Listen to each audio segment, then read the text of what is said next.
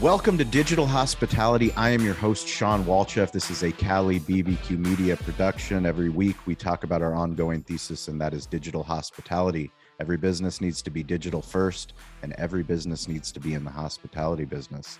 We're so fortunate. If you're a first-time listener to this podcast, we just launched our second podcast called Restaurant Influencers with Entrepreneur Magazine and Yelp. That is called Restaurant Influencers, and we've put a commitment to smartphone storytelling. So we really want you, the listener, to understand that there is so many things that are happening in the food and media and marketing space. And really, if you lean into what we call smartphone storytelling, if you lean into audio, video, written word, and images, you can create such a significant impact for your business. We're lucky that we always get to find people that are playing the game within the game. So there's the game that's being played. Everyone knows you need to be on social media and digital media, but then there's people that are actually dominating. There are people that are building huge disruptive businesses and connecting the world in ways that we never thought possible. Today's guest is Jonah Bliss. He is running Curbivore, which is an event that is happening on March 4th in downtown LA that is essentially the essence of digital hospitality. It is a very exciting conference that he's putting on. He has industry experts from all over the globe, some of the biggest names in the digital hospitality space, and he's here to tell us all about the upcoming event as well as what else he's been up to. Jonah, what up?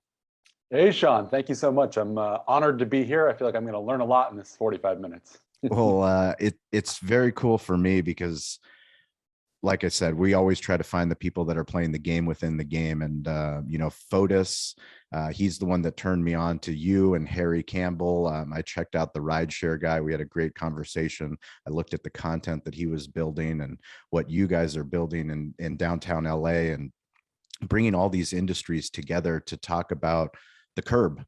Why are we talking about the curb? Yeah, the curb, it's really, to us, it's the inflection point that's, it might sound dull, it might sound like a boring piece of concrete, but anyone that's running a restaurant business or really any kind of retail in these days, almost, it's you live or die on the curb. It's you've moved your seating outside, that's the obvious one. But if you think about any sort of, off-premises dining, whether it's delivery, pickup, all that stuff happens on the curb.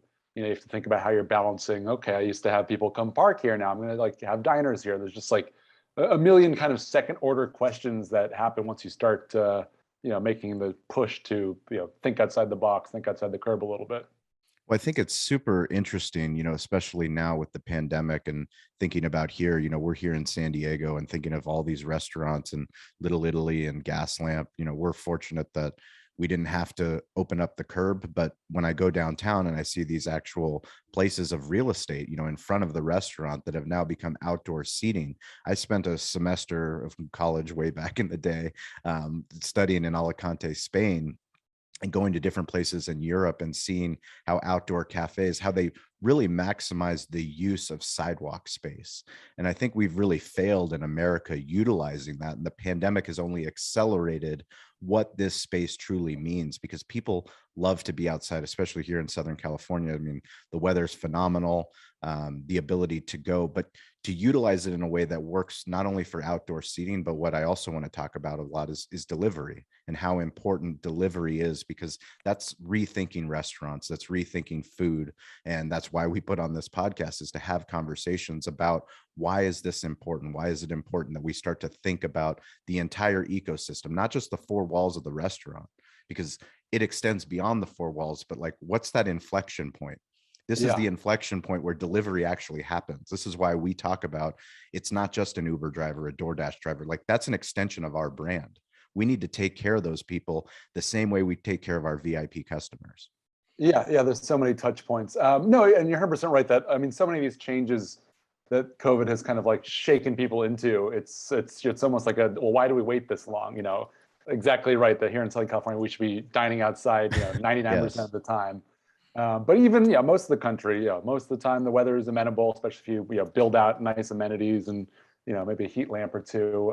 So just, sometimes it takes a shock to the system to rethink it. And I think you're also right that this opens up important questions about things like not just delivery, but ghost kitchens, virtual brands, dark stores. So just like once you kind of crack the Pandora's box, there's just so many new opportunities to explore. So tell me, give us a little bit of your background. What we do on is a 2-minute drill. Can you give me 120 seconds? Put you All on the right, yeah. spot. Start the clock. Yeah. Yeah, let's go. Yeah, so I approach this honestly from more of a mobility and transportation standpoint. I've worked most of my career in kind of like disruptive, unusual, weird mobility. As part of the team that kind of patented and launched Turo, like the peer-to-peer car sharing company, over a decade ago. Worked in kind of e-bikes for a while. Eventually, sort of moved my way into being on the kind of a media and events side of things, and was putting on large events kind of around transportation. And through that, why would you do that? I ask myself that a lot. I ask myself that all the time. I don't know, just a masochist. The same reason a barbecue guy would start a media company. Yeah, I get it. Yeah, just love being on Zoom. What can I say? Yeah, of course. But no, through that, got to know a lot of really interesting people, and so including Harry Campbell, who you mentioned, people like Matt Newberg, who runs a site called Hungry, some people from the kind of small scale micromobility side of things, some people from the design and electrification side of things. And we kind of all, early days of the pandemic, just sort of were, thinking about problems, reflecting on how the world was changing, and really saw this kind of meld of mobility, dining, delivery, transportation, urbanism, cities, politics, policy, and thought like, okay, there's an important conversation that needs to be had here. And people are, they're talking within their silo, restaurateurs talking to restaurateurs, Yep. transportation people talking to transportation people. But this is like such a complicated, thorny question that we need to really like break outside the box and have everyone just line up and talk to people, because you're going to realize the emperor has no clothes, and that's why things that you think aren't working because they don't know what your problem is. You know what their problem is. Yes. So the first event was virtual, kind of summer, fall 2020. People had a lot of fun, and we were kind of thinking about it again maybe 6 months ago and realized, we didn't solve the problem. Why don't we do it again? It's this time we can do it in person, actually see some of the technology and hardware, meet some of the people, try some of the cool food that's emerged. It's a more fun topic than just your average software convention or something. Well, I think it's fascinating for me because we spend so much time talking about hospitality, talking about restaurants, talking about owners, operators, delivery, the technology side, but very rarely do we talk about the city side and the civic side and the political side.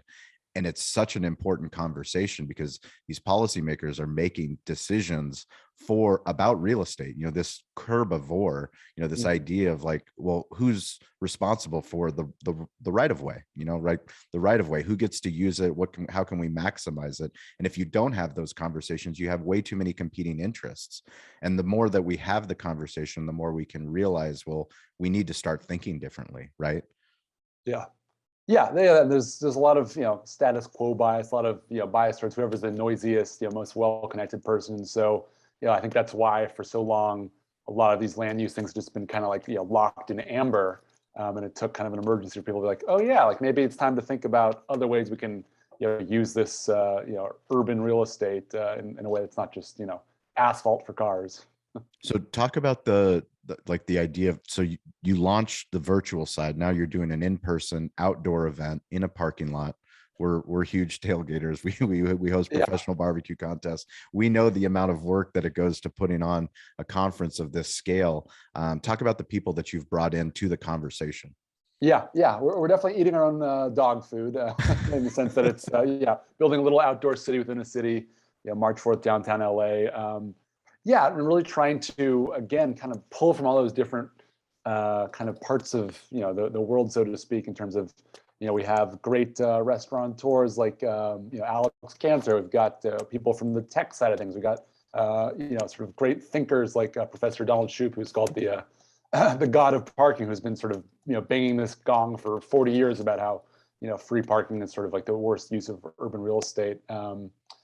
Mayors, VCs, just the whole world's here because it's such a big question that it's not something that I as a restaurateur can just solve alone. I need to kind of plug into all these other little domains to make it all work a little bit better. So that's why we're inviting your whole audience to come join us as well.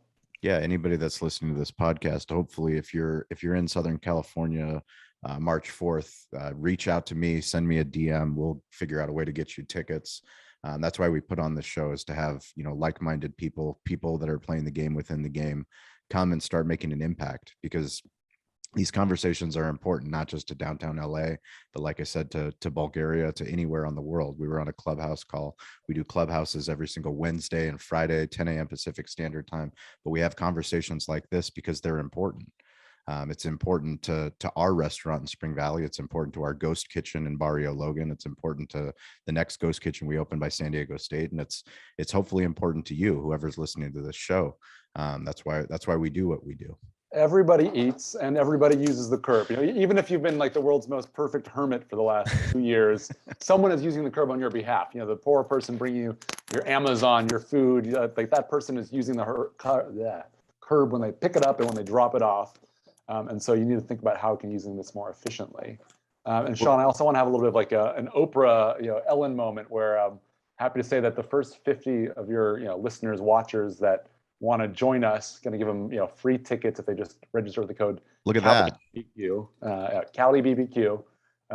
50 free tickets. Usually those are $500. So we're doing this for. Look at that. Look at that. Jonah's giving away. He's not giving away cars, but he's giving away tickets. You get a car. You get a ticket. You get a ticket. Exactly. We're trying to take cars off the road, not on the road here. There you go. Some added value to the digital hospitality listeners. But yeah, no, seriously, we would love to see you guys up at this event. This is super cool for us. We believe in events. We believe in digital hospitality, the virtual side of events, the podcast, you can get at any time. But when people meet in real life, really cool things can happen. Can you tell us a little bit about your background and how your background led you to literally to this place? Yeah. Like I mentioned, I think I've always been sort of like working to change mobility a little bit, just sort of giving people more options besides sitting by themselves, in their own kind of gas-powered SUVs. So whether that's car sharing, ride sharing, electric bikes, scooters, anything that's sort of giving you another option, public transportation, obviously.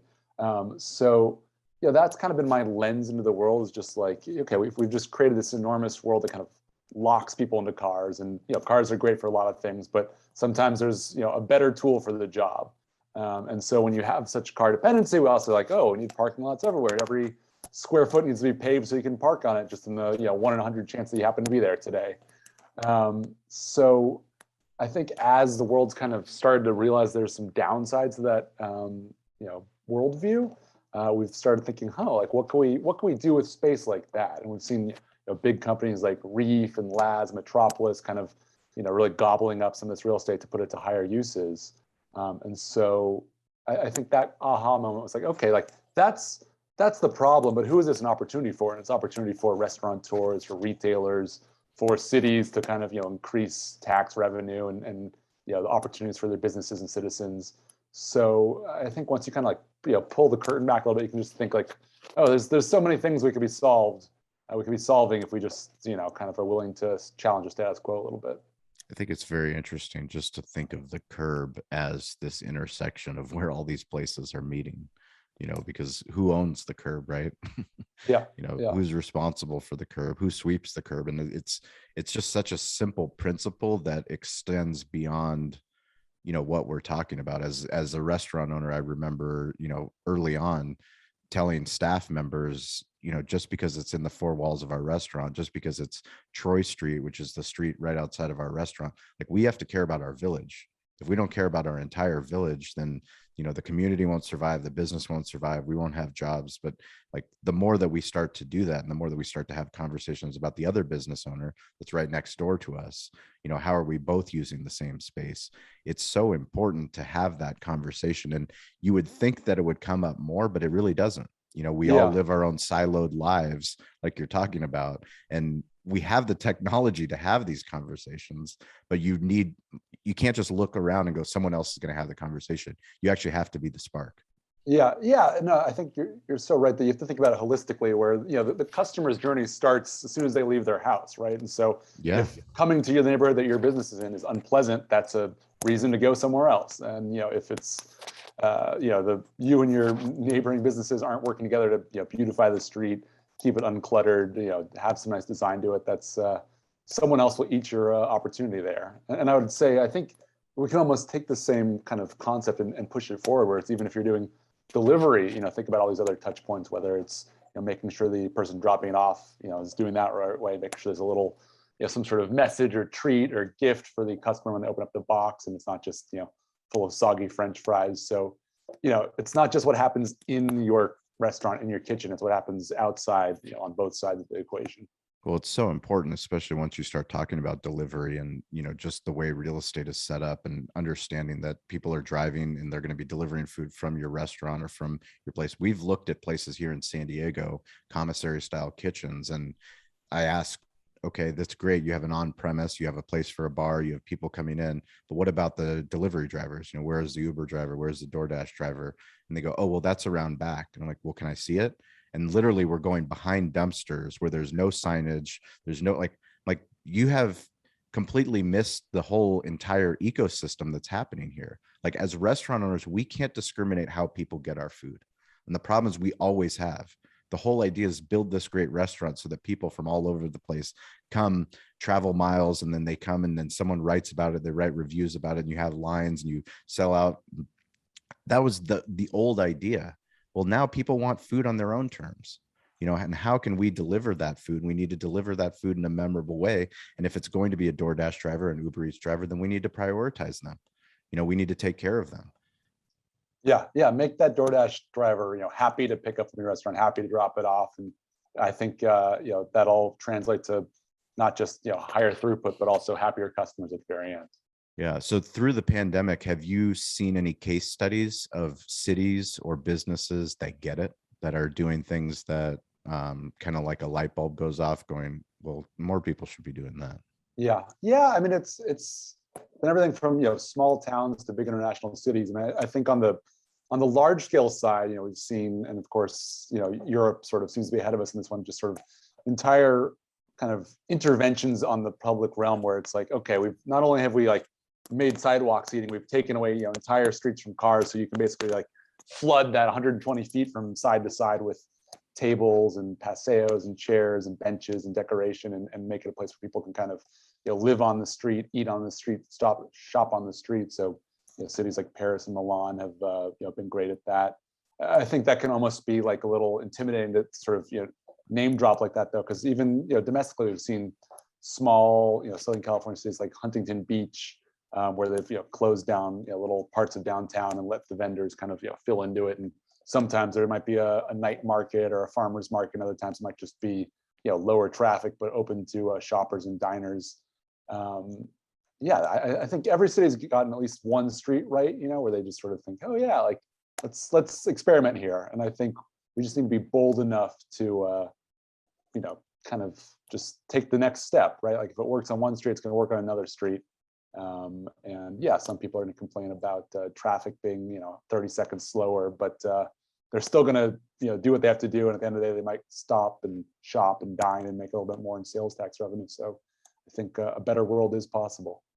So explain to the people that are listening to this podcast, and whether they listen to this before the event or after the event, we don't talk about events a lot, but we should, because we're event people.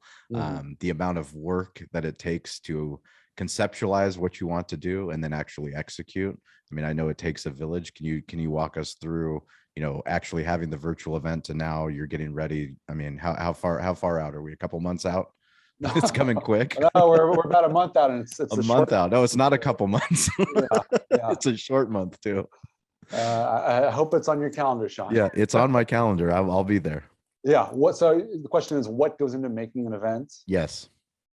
That is a great question. I wish there was an easy answer. I put on events for Commotion, which is a big transportation conference before this, and before that, I did like a big marketing summit down in Long Beach. So I've done it all from little 50-person kind of happy hour meet and greets to multi-thousand-person $1 million build outs where you sort of feel like you've entered a theme park for adults. No, I mean, like anything, it's you're kind of trying to create a product that that there's demand for, right? And like you sort of start with an idea, you stress test it, you talk to people you trust, people that you think might be sponsors or partners or attendees or speakers, and get their feedback and say, oh, okay, well, they liked it, but they thought, what about this? What about that? And everyone's got an idea. They're not all good, so you got to be still stick true to yourself. I've learned that there's a lot of bad ideas when it comes to producing events. Yeah, exactly. What about this? It's like, oh, that's terrible, but thanks for contributing. Correct. But no, I mean, I think it helps for us to have, I think found a product that really resonated. People are excited about the space. It was an important question. We weren't just trying to say like, oh, it's like we're going to talk about payment solutions. Like, great, that's important, but it's not, urgent. Mm-hmm. So, for me, kind of start with relationships with people people you've talked to, partners and sponsors and friends that kind of share your vision and kind of want to, help solve this problem with you. And so you can kind of use that as your base, and then you start with that, and you start finding speakers. And once you have like a little, kind of core nugget of your program there, you can go out to the world and say, hey, we're bringing all these cool people together, these cool brands, cool food and drink to taste. You want to come party with us.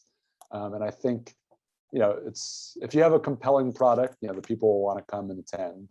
And so it's just about solving an actual problem and not just doing it for the sake of making some money. So is the plan to do this as an annual event? Is the plan to reproduce this in multiple cities? What's the ultimate goal? Yeah, I'm getting the investor grilling here. I gotta ask the good questions. Yeah, I'll be totally frank in the sense that like when we created this, we just simply, it was me and some friends recognizing a problem and wanting to try and be helpful because we thought we could use our skills to do this. And so when we did the online one, it was totally free. We weren't trying to make a buck off of it.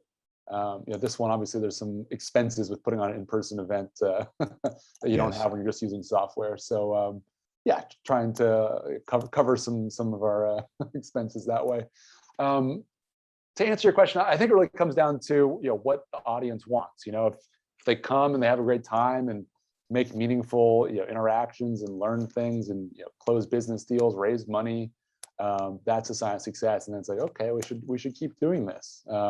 If we do it once and everyone's like, oh, that's great, but like, nah, I don't need to do that again. I'm not going to try and force it down people's throats. But yeah, I don't know. The best of all worlds is that this meeting is so great that we solve all these problems in a single day, and everyone's like, it's perfect. I know what to do, and I love you. I never need to come back because you've solved my problem. I'm not sure we're going to get that one quite this time, but maybe that's the ultimate goal, is to be so successful and make ourselves irrelevant. Yeah. Well, I think the exciting thing for me when I learned about what you guys were building is that it's a conversation that I know needs to happen, that I don't think enough people are having. And whenever you get diversity of thought, especially with the best thinkers, then you can start to solve some much bigger problems.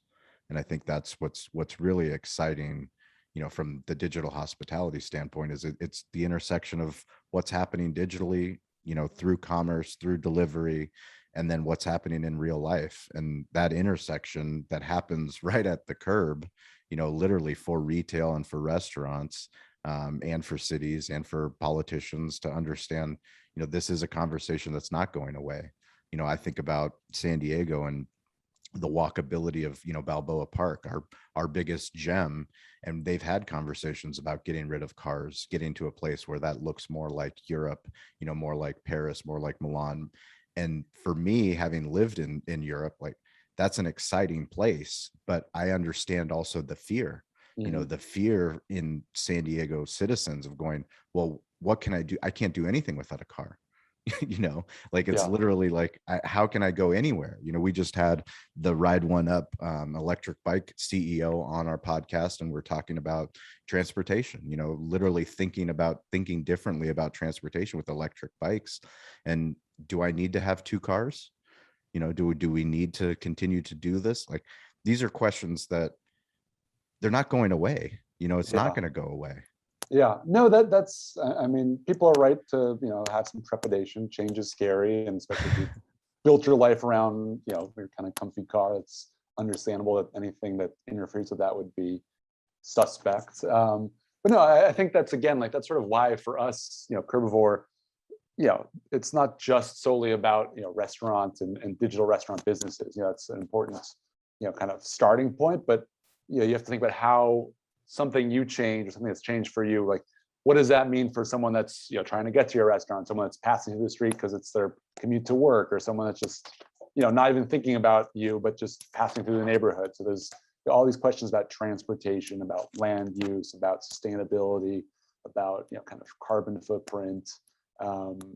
That's you can't just tweak one little lever and think, oh, okay, perfect, like now I've got double the outdoor dining space. There's just, you push this thing and then the dominoes start tumbling, right? So that's why we got to be talking to the transportation people, the political people, the policy people, the and anyone that's a stakeholder, which in a world like this is basically everyone. So they're not simple questions. Yeah, I mean, for us, like we had Carl Orsborn and Meredith Sandland. They just wrote a book called Delivering the Digital Restaurant. And it was fascinating because they take not an approach of focused on ghost kitchens or delivery. It was much a bigger sociological look at the American family and how the American family has changed and how our buying habits have changed and how we live in an Amazon Prime world, and understanding that like we need to start just thinking differently and just looking, like, look at the data, look at what families look like, look at, what are we doing? And once you start looking at that, then you can start to go down on the micro level and start looking, well, how is that affecting Main Street? How is that affecting Main Street businesses? And I think it's an exciting thing that you guys are doing. I'm excited to be a part of it. Is there anything that you think our listeners need to know to get excited about this event that you haven't talked about yet? I would think, free tickets would be exciting enough. But yeah, again, register with the Cali BBQ. No, I mean, it's a conference, but it's more than a conference, right? It's I think it helps open people's mind to a new worldview, a new way of kind of thinking about their businesses. Not only we get to meet the chefs, the restaurateurs, the business people, the technologists that have kind of made this leap and can help you learn how to make the leap yourselves. You'll get to kick the tires on some cool hardware, whether it's delivery bots or payment systems or just cool little gizmos and gadgets. And then there'll be just great food and drink, because this has enabled such an explosion and kind of it's become cheaper and quicker to bring a new food concept to market. And so we're inviting a lot of these really creative chefs and businesses. One that comes to mind, Ziki Kitchens, is really cool kind of Greek Mexican fusion restaurant. They'll be kind of giving out food to attendees, and just we have so many people like that where it's just like, this is an opportunity that they've used the pandemic for. And so anyone that's listening, this is your opportunity too. So come, be inspired by it, and have fun with us. Well, it's cool for us because back in the day when we first started the podcast, it was Behind the Smoke, and it was, I did it with butcher shop owner Derek Marceau, and we didn't talk much about barbecue, even though it was called Behind the Smoke. It was more of a business and marketing podcast, but we had different restaurant owners on, we had barbecue shop owners on, and that was when we started doing in-person kind of like meetups for our podcast listeners. And really we haven't done that for digital hospitality, partly due to the pandemic, but this is an exciting thing for us that anybody that's in Southern California that listens to the podcast, you're part of the tribe. We want you to be at this event. This is something that's super exciting. It goes right to the heart of our thesis, why we care so much about this podcast, why we care so much about you, the listener.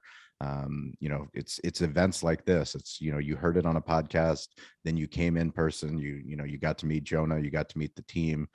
We get to say hello and hear what you're working on, and you never know what kind of business can happen because of it. So super exciting. How can people reach out to you, and where do they go to learn more about the event?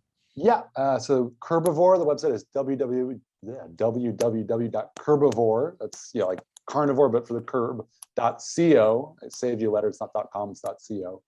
And again, anyone that wants to register, use the code CaliBBQ and you'll get a free ticket, the first 50 to register. You can find contact details on that. Happy to talk to anyone that's got questions. Sweet. Just eager to meet your whole community. All I can say for everyone is come hungry and bring business cards. Okay, sounds good. Well, Jonah Bliss, super excited. We'll put links in the show notes. We will have a clubhouse call. Hopefully Jonah can join us or someone from his team when this episode drops, which will be before March 4th. And we hope to see you guys in person. This is why we do what we do. We love it. Reach out to me anytime at Sean P. Walchef. Stay curious, get involved, and don't be afraid to ask for help.